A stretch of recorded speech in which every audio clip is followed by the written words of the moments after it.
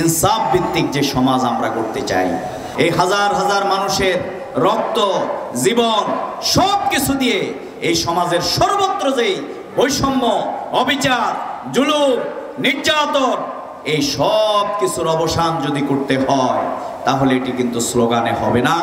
এই বৈষম্যহীন একটি সমাজ কায়েম করেছিলেন আমাদের প্রিয় নবী মুহাম্মদুর রাসূলুল্লাহ সাল্লাল্লাহু আলাইহি ওয়াসাল্লাম।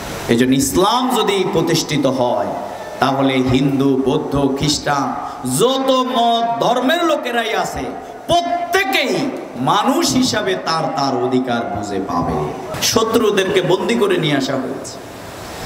আল্লাহ রাসূল সাহাবীদেরকে বলছেন, এরা কনকনে শীতে কাঁপতেছে, তোমাদের গায়ের জামা তাদের জন্য খুলে দাও।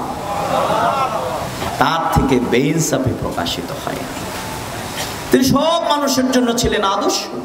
আলহামদুলিল্লাহি রাব্বিল আলামিন ওয়াসসালাতু ওয়াসসালামু আলা সাইয়্যিদিল মুরসালিন ওয়া আলা আলিহি ওয়া আসহাবিহি আজমাইন। বাংলাদেশের গণমানুষের প্রিয় কাফেলা এই জমিনে রাসূল করিম সাল্লাল্লাহু আলাইহি ওয়াসাল্লামের যে আনিত আদর্শ মহাগ্রন্থ আল কোরআনের সে বিধানকে আল্লাহর জমিনে প্রতিষ্ঠা করবার জন্যে নবিয়ানা এই কাজ আঞ্জাম দেবার জন্যে যেই সংগঠন প্রচেষ্টা চালিয়ে যাচ্ছে বাংলাদেশ জামায়াতে ইসলামী ঢাকা মহানগরী উত্তরের আজকের এই বসিলা এলাকার আমাদের শ্রদ্ধেয় ধর্মপান ইমানদার আল্লাহর প্রিয় বান্দাদের নিয়ে আয়োজিত সিরাতুন নবী সাল্লাল্লাহু আলাইহি ওয়াসাল্লাম এই মাহফিলের সম্মানিত সভাপতি, শ্রদ্ধেয় সম্মানিত উলামায়ে কেরাম এবং এই এলাকার সর্বস্তরের জনতা, আপনাদের সবাইকে আন্তরিক অভিনন্দন এবং মোবারকবাদ জানাচ্ছি। মানুষের যে মর্যাদা আল্লাহ তাআলা আমাদেরকে যেমনি সেরা আশরাফুল মাখলুকাতের মর্যাদা দিয়েছেন, আবার সাথে সাথে আল্লাহ তাআলা আমাদেরকে দুনিয়ার সর্বকালের সর্বশ্রেষ্ঠ সৈয়দুল মুরসালিন খাতামুন নবিয়্যিন সরদারে দু আলম মুহাম্মদুর রাসূলুল্লাহ সাল্লাল্লাহু আলাইহি ওয়াসাল্লামের উম্মত হওয়ার আল্লাহ তাআলা আমাদেরকে তৌফিক দিয়েছেন, আলহামদুলিল্লাহ। কাল কিয়ামতের দিন সকল মানুষ যখন তারা ভীত সন্ত্রস্ত থাকবেন তখন আমরা এমন এক নবীর উম্মত আল্লাহ তাআলা আমাদেরকে বানিয়েছেন, হওয়ার তৌফিক এনায়েত করেছেন, যেই নবীকে আল্লাহ তাআলা সে সুপারিশ করবার সুযোগ দেবেন। সুবহানাল্লাহ। নবীর যে উম্মত হওয়ার মর্যাদা আল্লাহ তাআলা আমাদেরকে দিয়েছেন, আমাদের কর্মের মাধ্যমেই সেটিকে আমাদেরকে নির্ধারণ করতে হবে। আল্লাহ তাআলা তার প্রিয় নবীকে গোটা মানব জাতির জন্য রাহমাত হিসাবে প্রেরণ করেছে। তার ব্যক্তি জীবন, তার পারিবারিক জীবন, তার সামাজিক জীবন, তার রাজনৈতিক জীবন, তার রাষ্ট্র পরিচালনার জীবন, সব জীবনেই হচ্ছে মানব জাতির জন্যে আল্লাহ তাআলা অনুকরণীয় আদর্শ বানিয়ে দিয়েছে। আমাদের প্রিয় নবী মুহাম্মদুর রাসূলুল্লাহ সাল্লাল্লাহু আলাইহি ওয়াসাল্লাম তিনি যেই সমাজে তার আগমন হয়েছে, যে সমাজে কাটাকাটি, হানাহানি, মারামারি, হিংসা, বিদ্বেষ এগুলো ছিল সে সমাজের প্রতিনিয়ত মানুষের একটি কর্মকাণ্ড। জীবন্ত মানুষকে তারা হত্যা করত, তারা যুদ্ধ বিগ্রহ তারা প্রতিনিয়ত তাদের মধ্যে লেগে থাকত। এই অন্ধকারাচ্ছন্ন একটি পিরিয়ডের মধ্যে আল্লাহ তাআলা আমাদের প্রিয় নবী মুহাম্মদুর রাসূলুল্লাহ সাল্লাল্লাহু আলাইহি ওয়াসাল্লামকে পাঠিয়েছেন। কিন্তু সেই নবী সেই সমাজটাকে তিনি পরিশুদ্ধ করে ফেলেছেন। কেমন পরিশুদ্ধ করেছেন? আল্লাহ তাআলা মহাগ্রন্থ আল কোরআনে সেটি বলে দিয়েছেন। রব্বানা ওয়া বা'আস ফীহিম রাসূলাম মিনহুম ইয়াতলু আলাইহিম আয়াতি ওয়া ইউযাক্কিহিম ওয়া ইউআল্লিমুহুমুল কিতাবা ওয়াল হিকমা তিনি সে সমাজকে পরিশুদ্ধ করেছিলেন। তার কাছে আল্লাহ তাআলার যে শ্রেষ্ঠ কিতাব, যালিকাল কিতাবু লা রাইবা ফীহ, যেই কিতাবটার মধ্যে কোনো সন্দেহ সংশয় কিছু নেই, সেই রকম একটি কিতাব আল্লাহ তাআলা আমাদের প্রিয় নবী মুহাম্মদ রাসূলুল্লাহ সাল্লাল্লাহু আলাইহি সাল্লামের উপরে দীর্ঘ 23 বছরে নাজিল করেছেন।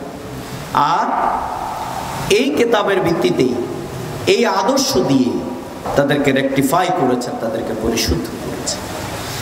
তাহলে আজকে আপনার কাছে যখন রাসূলের আদর্শ বর্ণনা করা হয়, তখন আপনার ভাবনায় আসে যে রাসূলের যুগে তো আর আমরা আসিনি, আমরা আসছি হচ্ছে এই সমাজে যারা জুলুম করে, নির্যাতন চালায়, গুলি করে মানুষ মারে, নাকি বলে দুর্নীতি করে কোটি কোটি টাকা বিদেশে পাঠায়, আমরা তো সেই সমাজে আসছি। এই সমাজে তো আর কি হবে, আপনি আর ওই দিকে নজর দিতে চান না। কিন্তু আল্লাহ রাসূল সাল্লাল্লাহু আলাইহি সাল্লাম বিদায়ের সময় কি বলে গেছেন আমাদের জন্য?